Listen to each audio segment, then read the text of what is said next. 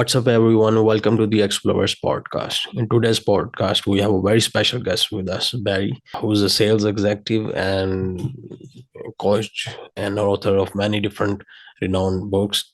He's also featured in different kind of TV shows, New York Times and Wall Street journals. So let's welcome Barry on the stage. Hi, Barry. How are you doing? Thanks for I'm being on fine. the show.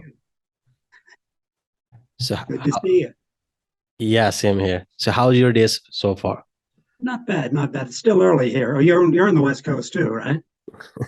No, I'm from different time zones, so it's pretty much early there, I think, in your Ah, space, I guess. so Yeah, what time is it where you are right now? yeah, it's night actually. It's I, around, I think, 12 hours difference, 12 or 13 hours difference. I feel guilty now. I'm keeping you up in the middle of the night. No, no, it's totally fine, totally fine.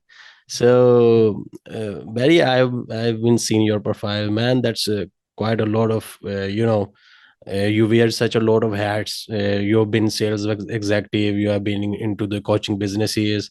Mm, You're also the author, and you have also been featured in many different kind of journals, BNBC, Wall Street Journal, and New York Times. Man, it's a lot. So let's talk about little bit about yourself. A brief sure. My summary. favorite subject. Yeah. So just go through us a little bit about yourself. Who is Barry? Well, I'm one of these people. I was one of these kids that started out selling greeting cards door to door and harassing the neighbors, and basically did some kind of a job like that my whole life. Worked my way through school with my own business selling coupon books. And when I got out of that, I turned that into a advertising specialties business, and it became very successful. Got all over the state of California. Then I made the mistake of selling it to someone and holding paper, Hmm. and watched him take the business and turn it into nothing in a big hurry, which means I didn't get the rest of the money that he owed me. So at that point, I decided I had enough of self-employment for a little while, and I went into the corporate world, and that worked out real well. And I ended up writing a book about that, and the book did real well, and became a consultant, a speaker, a self-appointed guru, and I've been Hmm. doing that for the last 20 years or so. So Oh, wow, basically, I can't that's hold a amazing. job, is what it amounts to. That's quite that's quite fantastic.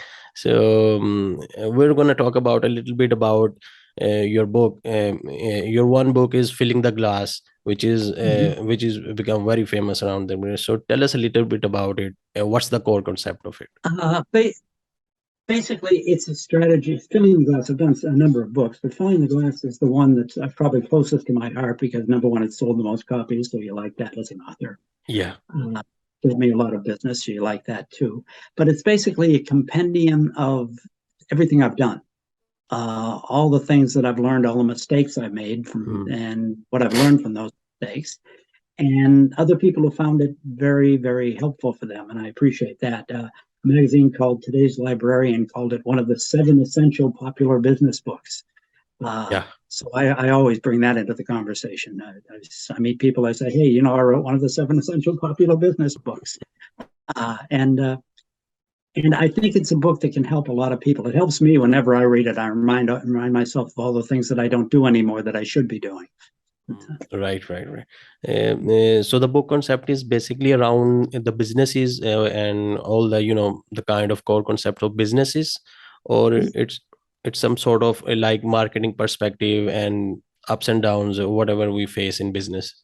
Well, that too. It covers sales. It covers marketing. I wrote a book specifically for sales called No Lie: Truth is the Ultimate Sales Tool. Okay, okay. Uh, but Filling the Glass covers it's it's the kind of a book. If I was starting a business, I would want to read this kind of a book. Right, right. A lot of the mistakes you're liable to make. Don't do this. This will save you a lot of time. And just general strategies for keeping your head together as you go through the things that happen to you in any kind of a business, because it's Right. not easy. Whether you're an employee or whether you're starting your own business, there are ups and downs, and it can become very, very easy to get very discouraged about what you're doing. Uh, this is a book I would recommend to anyone who is not particularly happy with the way they're living their life business wise. Yeah. If they're not happy in their job, if they're not happy in their business, read this, see if it works for you like it has worked for a number of people, like it worked for me. Uh, and that's the best thing I can say about it. It'll help you keep your head together, I think. And that's really wonderful. And I just you just mentioned one thing, that many of the people, they just they become discouraged about the way the things are doing. And I think this is one of the main problem in nowadays, that at certain point, some sort of founders or the business person, they just lose their drive. So I think it's very important to keep your heads up, and always looking for the what's the next big thing, to keep yourself Yeah, motivated. I agree 100%. One of the things that happens is a lot of times in business and sales and marketing, if you're in a startup, I've been in a number of startups, Hmm. and you feel like you have to be a different person than who you really are in Yeah. order to be successful. And there's a discrepancy between that person and who you believe you really are, who you really are. And that's a big problem. You can't live that way very long and be successful, I don't believe. I mean, I Yeah. really think that you have to be reconciled to what you're doing, and to the extent that you feel I can be my real self, I can say the things that I really believe in, and I can still be successful in this business. And that's what filling the glass is all about. It's about not seeing the glass whether it's half empty or half full. Who cares? The idea Yeah. is, what are you going to do to fill the thing up? How are you going to to- make yourself more to- successful? Totally love that. Totally love that your concept, that irrespective of the two different views, you can just see the glass as it is. I mean, that's the whole crux See of the this. glass as it is. Yeah. And what are you going to do to make it better? Yeah. You know, Yeah. and what can To- you do to Totally love that. Totally love that. And tell us a little bit about your TV appearances, your TV shows. I've seen the list, man. That's huge. You have been in the. That's we quite put a that huge on there to huge intimidate people. No, I mean, that's a huge accomplishments. You have been in the New York Times, you have been in the Wall Street Journals, and different kind of TV shows. So how is the experience so far, and how The experience yeah, going through that? experience is very good. I do a lot of TV. It helps sell books. It helps get me speaking engagements. I do more radio because it's easier to do. Yeah. Although now TV you can do just like we're doing this, and that makes it really easy. It used to be you had to go to a studio, and then you had to go through that whole thing. And so I spent a lot of time when I was first getting established, getting up at 4:30 in the morning and driving to some little podunk station wherever I was speaking, so I could be on Oh the my. early morning show before the Today Show or the Good Morning America. And that was really tiring, I'll tell you. So now you can do TV just like this, just like you used to be able to do radio. So Yeah. that's very nice. It makes it a lot easier. It's a great way of getting the word out. It's a great way of being established as a so-called expert, you know. And people can look at me and see what I have to say, and they can judge if they think that's worthwhile or not. It gives them a little bit of sample of the kind of thing that I will talk about, either as speaking or in one of my books. Yeah, I mean, totally relatable, that whatever you have done, you have, if you're not telling to the wider audience, then who's gonna know it? And who's going Yeah. to know? Yeah, who's gonna know Especially it? being And self-employed. You yeah, can't self-employed. hide your light under a bushel, as I used to say. uh, You have to get the word out there, and the best way to do it, I always think, is by giving people a little sample of the way I think. And if they mm, don't like that, then they can move on to somebody else. If they like that, and hopefully a lot of people do, uh, then maybe they'll book me to speak, or they'll buy one copy of one of my books. So yeah, totally love that. So um, you have some quite interesting theories about businesses and overall general. So I've just a couple of things I want to ask about yours. That sure. what do you mean by making peace with the negatives? Oh, just that. A lot of times, if you've ever been an employee, you had the manager who wants to pretend that everything's wonderful with the company, no matter what. You've got the one perfect company that ever existed in the whole world, and they like to pretend that way.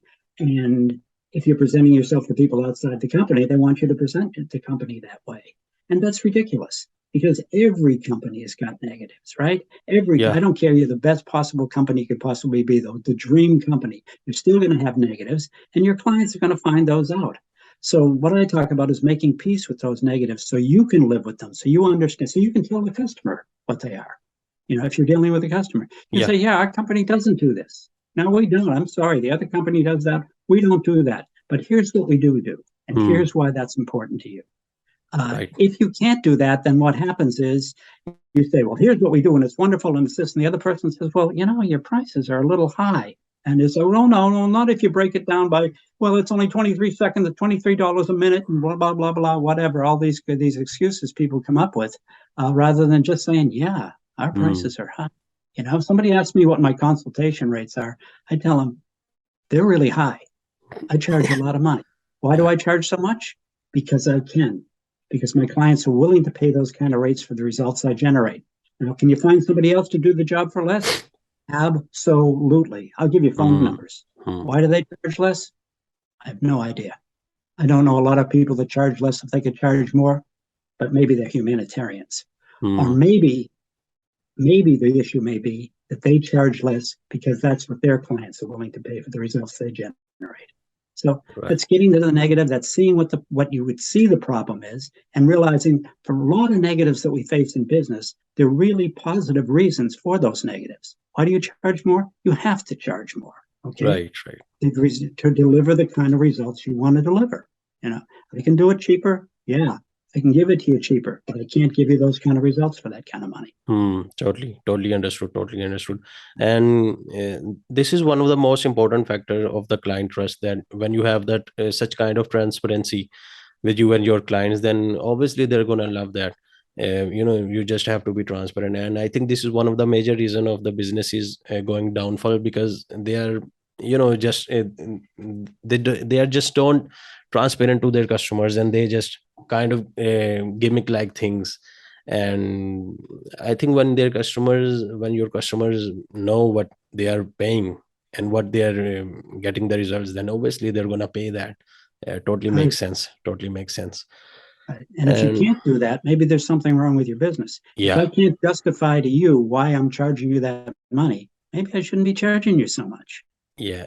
or maybe I should be changing something else. Maybe I should be giving you more for your money Mm. somehow if I can't justify that, or So whatever the negative yeah. is. If you can't Tot- justify the negative to yourself, how can Mm. you justify it to your customer? And again, this is part and parcel of being the person you pretend to be, being the person you want to be in the company. So there's no difference between who you are in business world and Mm. who you are in real life. So you're not thinking I'm putting on an act for those people. You're thinking this is who I am, Yeah. and this is who my company is, and this is what we can do, and this is this is what's wrong with us. Yeah, totally, absolutely. And I just, there is one more point I just want to discuss this beyond further, that how we can scale up. Or if someone is, if someone is charging ABC amount and he wants to scale up his charges, his client consultancy rates, or whatever it is. So how he's gonna scale that up to his customers? How is he going to scale that up? Well, again, if he's it just depends. It depends on the business. I Hmm. mean, sometimes you have to do some hiring, you have to do it more. One of the things a lot of businesses do is they don't hire soon enough. Okay. And they don't train the people properly. So Hmm. if I'm consulting and I want to scale up my consulting rates, I Yeah. have to either have more time in the day, which can't be done, right? Or I want to work all night, and be up all night, or I want to be able to train another Barry who Hmm. can do everything that I can do, which Right. is a Right. Right. scary thing to do because if you give all your expertise to somebody else, maybe they go away. So you have to make it worthwhile for them to stay Hmm. too. So what if you want to scale up a consulting business, you have to bring on in effect partners or somebody that can become a partner because once you've taught, you have to teach them everything you want to, and Hmm. once you've done that, they can go away and charge a little bit less than you and take your clients away from you. So you have to make it worth their while too. So scaling up is a very tricky thing, and it depends on the individual business. Uh, Right. Right. I mean, it really makes a difference. There are businesses that can't be scaled up, Hmm. uh, or they can't easily be scaled up. It becomes a little bit more difficult. As a speaker, if I wanted to be just a speaker, and that's what I wanted to do, the only thing I wanted to do was be a speaker and be in front of audiences. There's a point where you can't scale that up anymore, right? Because there's just one me, and I have to get to where the issues are. But maybe I figure out, well, my clients would be happier if I didn't give them an hour and a half. If I gave them 45 minutes.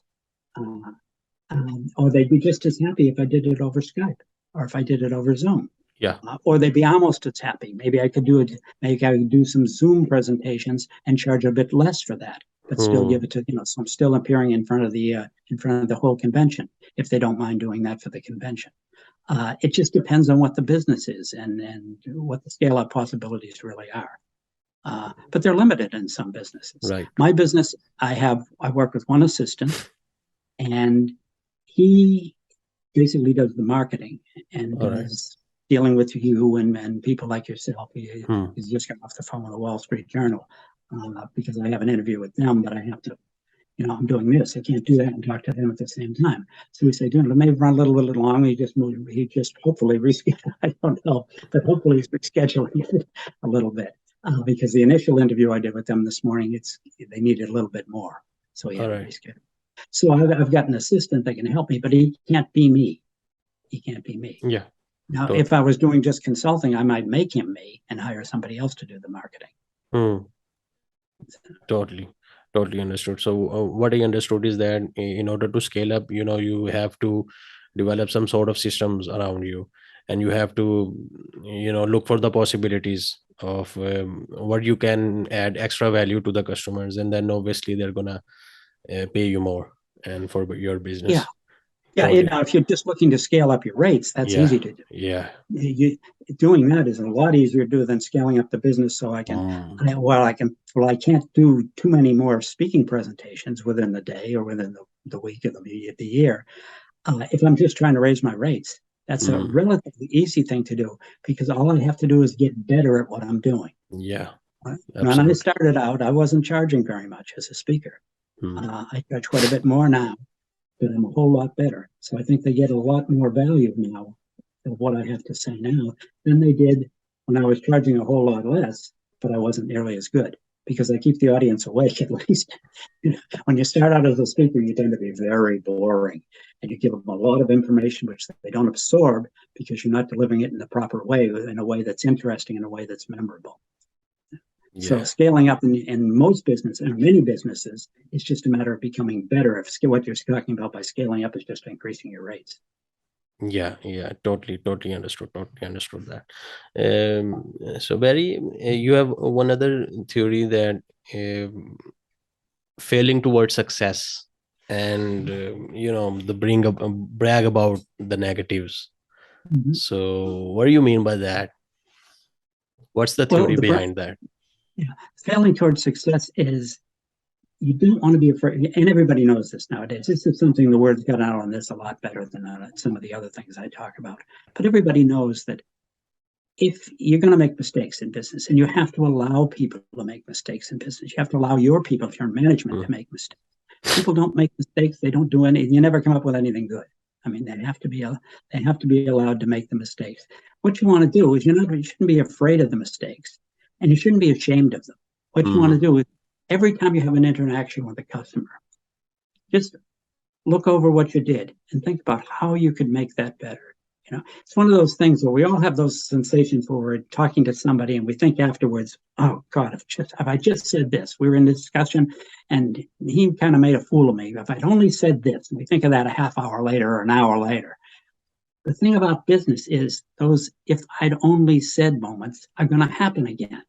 So if you deal with a customer and it doesn't quite go, or it goes great, no matter how it goes, think about how you could have done it just a little better, because that is going to happen again. That exact same scenario is going to happen again. And if you get just a little bit better at dealing with your customer, every time you deal with a customer, you're going to get pretty darn good at it and pretty quick. It may take a year, it may take 2 years, but you're going to get a lot better at what you do. And that's what I mean by failing towards success. Taking the lesson out of every failure, out of every success, really. And how could I have done this better? And improving just a little bit every time you do it. Right. And what about brag about weaknesses? Bragging about the negatives is just what we talked about before. It's like, are my consultation rates expensive? Absolutely. Why do I charge so much? Because I can. My clients are willing to pay those kind of rates for the results I generate. Somebody else can do it cheaper? Yeah. Why do they charge less? Not because they could charge more, They charge less because that's what their clients are willing to pay for the results they generate. So what you want to find out is you take a look at the negatives, and I give a detailed method for doing this in both my book, No Lie, Truth is the Ultimate Sales Tool, and Filling the Glass, on how you can look at your particular negatives and ways you can make that something you can brag about, but without even changing it. Because very often there's a reason for that negative. What is the reason? Why is that? What is the reason? Look into it. Is it because you have to charge more because you can't make a living at doing it less? Yeah, that's right. I could charge you less, but I go back and going out of business. I'd have to do a shoddy job for you. Whatever the negative is, or whatever you perceive as a negative, find out what the reason for that is. Look at that, and then you should. If you're not comfortable explaining that reason to the customer, then maybe that's not a very good reason for what you're doing. If I'm not comfortable explaining to you that my rates have to be this, whatever they are, maybe my rates shouldn't be what they are. If I'm not comfortable explaining to you why I don't work on Fridays, then maybe I should work on Fridays. Whatever it is, whatever the particular negative might be, or whatever you perceive the negative to be. What's the reason? If you are not confident with yourself, with your ears, or whatever you are delivering, then obviously the next person isn't going to believe you. So you have to be confident in your ears that, yeah, man, I'm that much expensive, and due to all these factors, all these values we are generating. Whether it's rates or whatever you perceive as a negative in your company or in yourself, what's the reason for that? If you're not confident for that, maybe you should change it. Maybe I want to charge this much, but maybe I really can't justify it. Maybe I should throw on a couple of extra things or something. Totally makes sense. If I wasn't comfortable charging my rates, maybe I should give people more time for that and throw in an extra session for that rate, whatever it is. If I can't justify it to myself, how in God's name am I ever going to justify it to the customer? Totally. And if I'm not comfortable with it myself, I'm going to be uncomfortable because it's going to be, I charge them a little bit more because, geez, I don't know, that's just, I just like it, please, or they break it down and say, it's not really that much money if, you think about it, well, by the hour or by the minute or by the second, it's not really that much money. No, it's not much money. That's what it is. The customer knows. Why is it that much money? And why aren't you happy about it?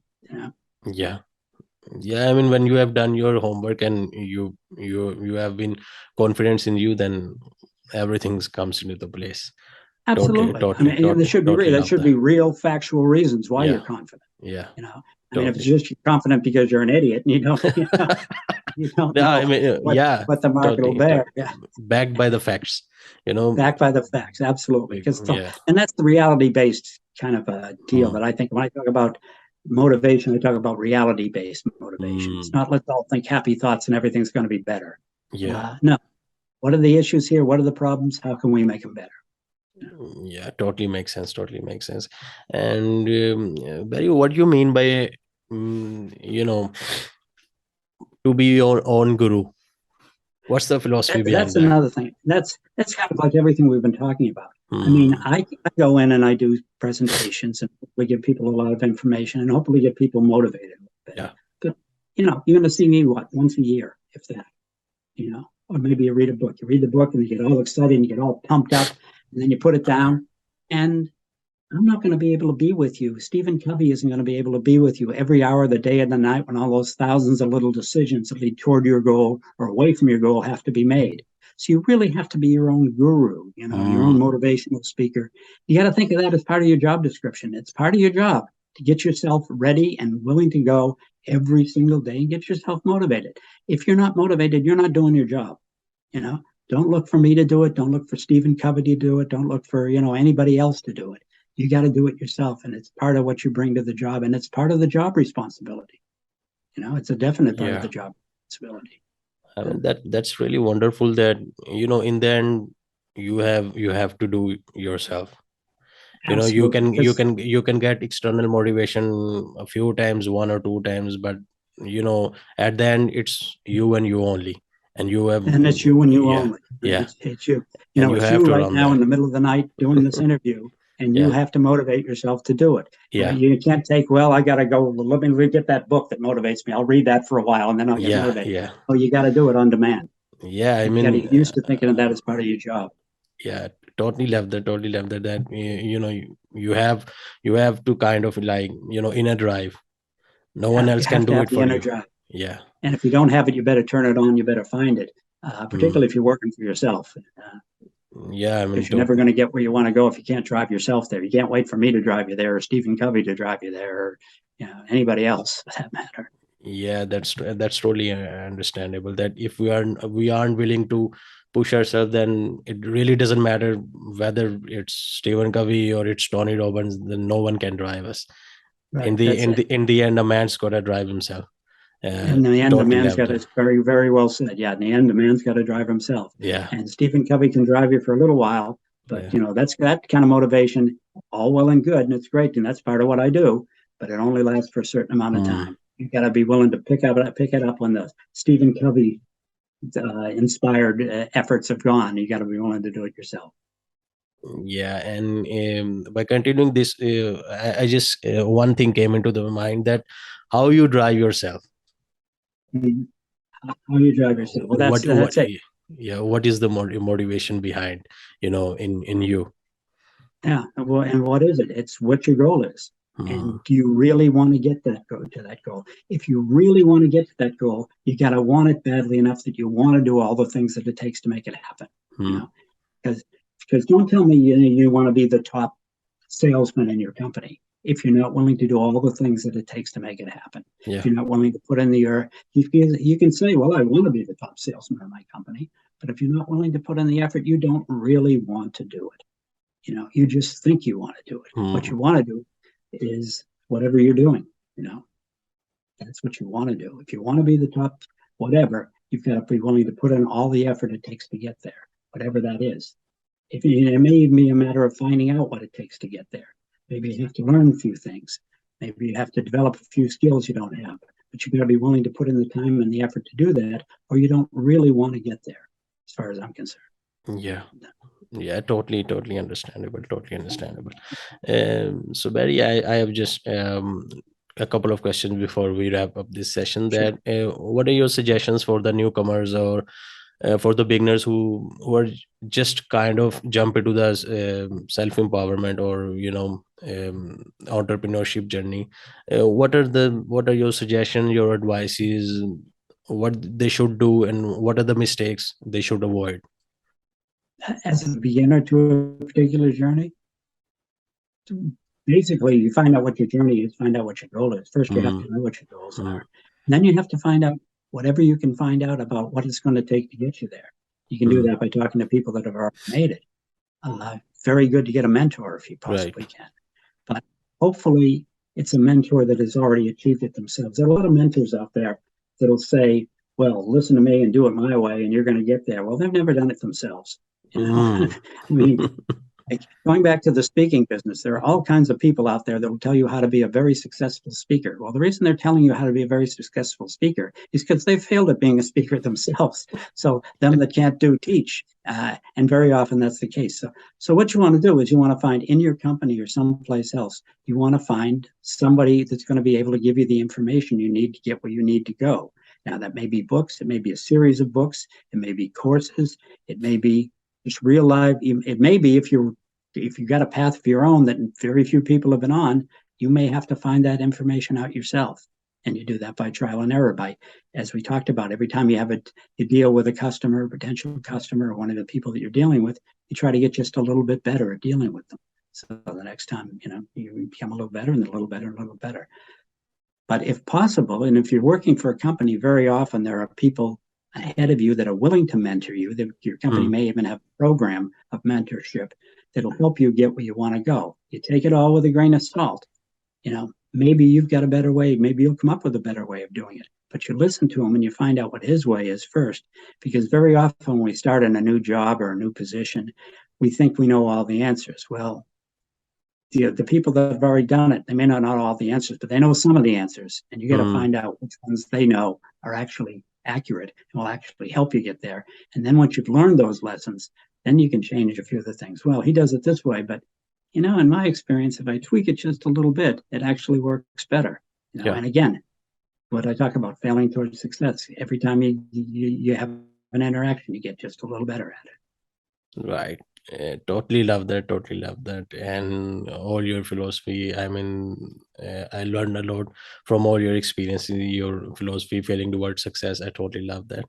And Barry, thanks again for being on the show. And it's really pleasure to have a conversation with you and, have your insights on different perspective of life and businesses.